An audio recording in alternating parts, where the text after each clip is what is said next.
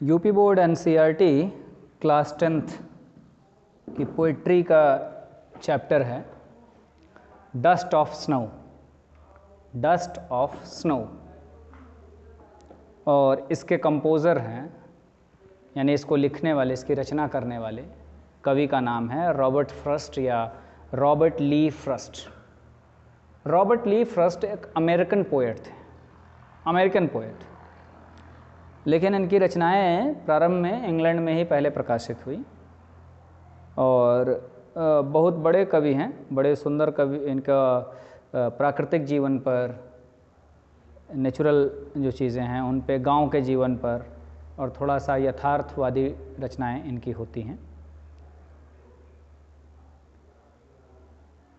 और ये जो डस्ट ऑफ स्नो जो पोएम है, बड़ी, इनकी दो पोएम्स हैं तुम्हारे सिलेबस में और दोनों ही बड़ी छोटी पोएम्स हैं। ये डस्ट ऑफ स्नो केवल 8 लाइन की पोएम है। पहले मैं इसका जो टाइटल है, देखो कवि को राइटर नहीं कहते ना, उसको कंपोज कहते हैं या कंपोज़र इंग्लिश में। जैसे हिंदी में कवि को हम नहीं कहते कि इस कविता के लेखक, इसके रचयिता कहते हैं हिंदी में, इसी तरह इंग्लिश में कंपोज़र या कंपोज्ड कहते हैं, तो कंपोज वर्ड है। तो ये सब जानते रहो, डिफरेंस भी हिंदी इंग्लिश दोनों में। हिंदी में अगर है ना तो कविता आएगी तो ऐसा नहीं कह सकते इसके लेखक फलाने हैं, ठीक है। Dust of snow, dust, dust का अर्थ तुम लोग जानते होगे, धूल। धूल तुम लोगों को पता है, मिट्टी वाली धूल आमतौर पे समझते हो। मैं बार बार कहता हूँ, देखो इंग्लिश पढ़नी है या कोई भी लैंग्वेज पढ़नी है तो जो एक शब्द का एक अर्थ समझे हो उससे थोड़ा सा आगे बढ़ो, थोड़ा सा आगे जानने का प्रयास करो। डस्ट का अर्थ केवल धूल नहीं, ये मिट्टी वाली धूल ही नहीं, किसी भी चीज़ के बारीक कण को हम डस्ट कहते हैं। मैं उदाहरण देकर समझाता हूँ। जैसे तुम्हारे यहाँ आरी से तुमने कभी लकड़ी का काम कराया होगा, कटा होगा, तो वो डस्ट निकलते, तो वो भी डस्ट है, वो वुड एंड डस्ट है, वो भी डस्ट है। तुम्हारे चुनार बेल्ट में ये हैं बहुत पत्थर के खदाने हैं ना, लोग क्रशर प्लांट चलाते, पत्थर काटते, तो वो भी डस्ट निकलता है, पाउडर, तो वो देखो तुम्हारा स्टोन डस्ट है। और तुम लोग गहने पहनती हो या नहीं पहनती होगी, कान नाक में गले वगैरह, तो मम्मी वगैरह पहनती होंगी, तो कई सोना भी जब बनता है ना उसको रीता जाता है ऐसे, तो वो भी डस्ट निकलता है, गोल्ड डस्ट। तो डस्ट का कॉन्सेप्ट मैं समझ रहा हूँ क्लियर हो गया तुम लोगों का। अब आया स्नो। स्नो का अर्थ होता है बर्फ़, बर्फ़, हिम। अब स्नो और आइस मतलब भी बर्फ़, दोनों में बड़ा डिफरेंस है, वो डिफरेंस मैं क्लियर करा दूँ। आइस जो होता है ना वो ठोस बर्फ़ होता है, जमा हुआ। स्नो दूसरे टाइप की चीज़। स्नो तुम लोगों ने नहीं देखा होगा, लेकिन तुम लोग बड़े भाग्यशाली हो कि अब आसानी से देख सकते। पहले समझाने में बड़ी समस्या होती थी, टेलीविज़न्स नहीं थे, अब तो सबके हाथ में मोबाइल है, इंटरनेट आ गया, सब तुरंत। स्नोफॉल जो होती है, आसमान से ये बर्फ़ गिरती है। आसमान से तो ओले भी गिरते हैं, हमारे तुम्हारे क्षेत्र में ओले गिरते हैं, गोल गोल गोल गोल बिनौले। हम लोग दौड़ दौड़ के बरसात हो तो उसको बीनते भी थे, खाते भी थे, उससे चोट भी लग जाती थी। बड़ा गिर जाए तो खोपड़ी पे गूमड़ निकल आए, फट भी जाता था सिर कई बार, बड़ा पत्थर गिर जाए, पत्थर उसको कई बार कहते हैं पत्थर गिरा या ओला गिरा, तो वो नहीं है स्नो। स्नो बिल्कुल फुहारा, एकदम नरम नरम, ऐसे रुई जैसा एकदम उड़ते हुए गिरते हैं ऐसे। हमारे भारत में भी जब उत्तर की ओर जाओगे, उधर मसूरी के आगे, उधर शिमला वगैरह, और कश्मीर वगैरह की आगे पढ़ोगे, गुलमर्ग साइड में, उधर ये स्नोफॉल होता है। फिल्मों में तुम लोगों ने देखा होगा, हीरो हीरोइन ऐसे ले लेके ऐसे फेंकते हैं एक दूसरे के ऊपर।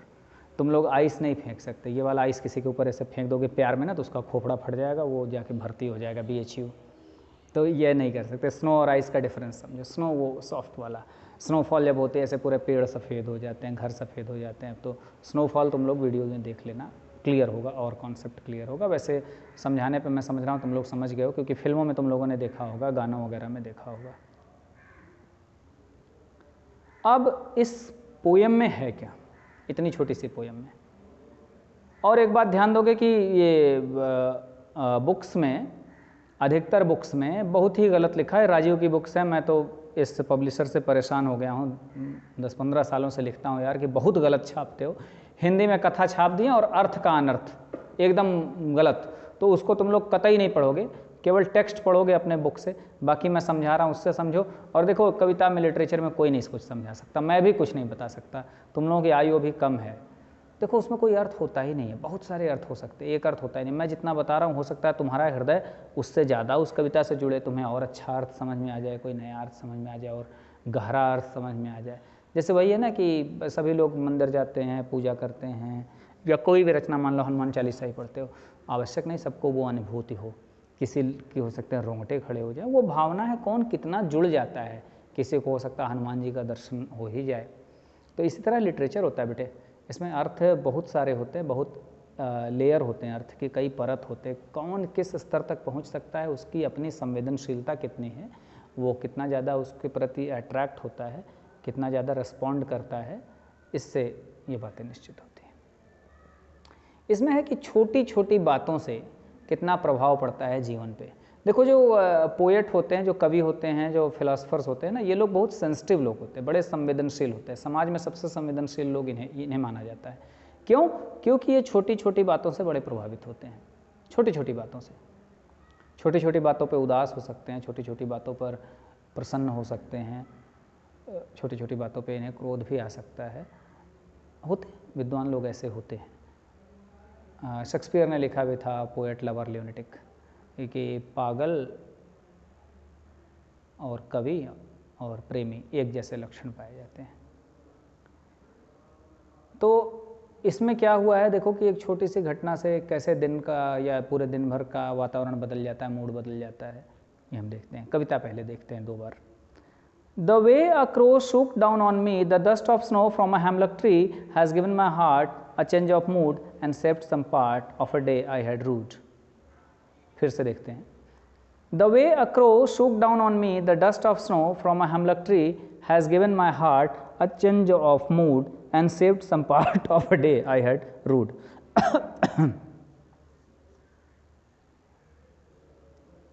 एक दिन है जिस दिन पोएट ये लिख रहा है। पोएट बहुत उदास है, निराश है, हताश है। ऐसे दिन को अच्छा तो नहीं माना जाता है ना, कहेंगे बर्बाद दिन है, बेकार दिन है, ये बेकार ही दिन हुआ। ऐसा माना जाता है कि जिस दिन आप हंसे नहीं, अच्छे मूड में नहीं रहे, वो दिन आपके जीवन का बेकार हो। तो कह रहे एक ऐसा ही दिन था, मैं बड़ा उदास, हताश, निराश था और मैं एक पेड़ के नीचे खड़ा था। हेमलक ट्री, हेमलक एक पेड़ होता है जिसके जो फल वगैरह होते हैं, थोड़ा सा नशीला फल उसमें पैदा होता है, ऐसा ट्री। तो उसके नीचे खड़ा था और स्नोफॉल हुई थी, स्नोफॉल हो चुकी थी, तो डालियों पे, पत्तों पर स्नो जमी हुई थी और उस पर एक क्रो बैठा हुआ था। द वे अ क्रो, जिस प्रकार से, वे का अर्थ यहाँ रास्ता नहीं, प्रकार से, तरीके से, जिस प्रकार से क्रो ने हिला दिया, ऑन मी, मेरे ऊपर, ऊपर पंख फड़फड़ाया होगा या उड़ा होगा या अपना खुजलाया होगा, हिला डुला, तो वो जो जमी हुई थी स्नो वो मेरे ऊपर गिरी। From a hemlock tree, dust of snow, से फुहारे मेरे ऊपर गिरे। और गिरते ही हुआ कि अगले स्टैंजा में देखो कह रहा है, has given my heart a change of mood, मेरे हृदय का मूड ही बदल गया, पूरा भाव ही परिवर्तित हो गया मेरे हृदय का, मेरे हृदय का पूरा भाव परिवर्तित हो गया। And saved some part of a day I had rued, और एक दिन जिसका आई हैड रूड, एकदम मैंने बर्बाद कर दिया था, बेकार कर दिया था, अर्थात उस दिन कवि का मूड खराब था, लेकिन सेव्ड सम पार्ट, उसका थोड़ा सा पार्ट जो बचा हुआ भाग था उस दिन का, वो बच गया। इसका मतलब दोपहर के बाद की ये घटना रही होगी, शाम के बाद या अपराह्न की घटना होगी, कि उस दिन का कुछ पार्ट बच गया, कि अब मेरा मूड बड़ा अच्छा हो गया, बड़ा हल्का हो गया, बड़ा प्रसन्नचित्त वातावरण हो गया हृदय का, इस छोटी सी घटना से। ऐसे झरझरा के कौवे ने थोड़ी सी स्नो मेरे ऊपर गिराई। ऐसे होता है, मैंने बताया ना कि ये लोग सेंसिटिव होते हैं, पोएट या फिलोसफर्स या साइंटिस्ट्स भी बड़े सेंसिटिव होते हैं।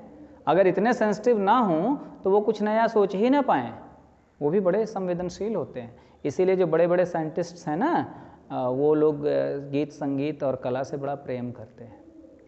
जैसे देखो फूल है, तुम लोग भी देखते हो, सभी लोग देखते हैं, रास्ते में पड़ा है, कुचल के आगे बढ़ गए या कुछ भी हुआ, लेकिन देखो अयोध्या सिंह उपाध्याय हरिऔध जी हैं, इन्होंने एक सूखे हुए फूल को देखा तो देखो कितनी ऊंची भावनाएं, कितनी गहरी भावनाएं इनके व्यक्त हो रही हैं। हिंदी की कविता इनकी शायद तुम लोगों ने पढ़ा हो, ना पढ़ा हो, सुन लो, देखो कितना अच्छा लिख रहे हैं। आम आदमी उसको कुचल के आगे बढ़ता है, ध्यान ही नहीं देता, लेकिन देखो एक कवि कैसे देख लेता है, सूखे हुए फूल को देख के कह रहे हैं था कली के रूप शैशव में, आहा सूखे सुमन, हास्य करता था खिलाती अंक में तुझको पवन, खिल गया जब पूर्ण तो मंजिल सुकोमल पुष्पवन, लब्ध मध के हेतु मंडराने लगे उड़ते भ्रमर।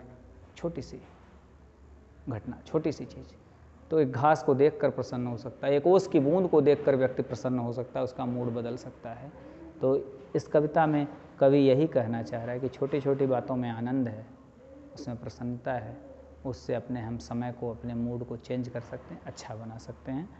कई बार कविताएं पढ़ो तब बेहतर तरीके से और अच्छे तरीके से समझ पाओगे।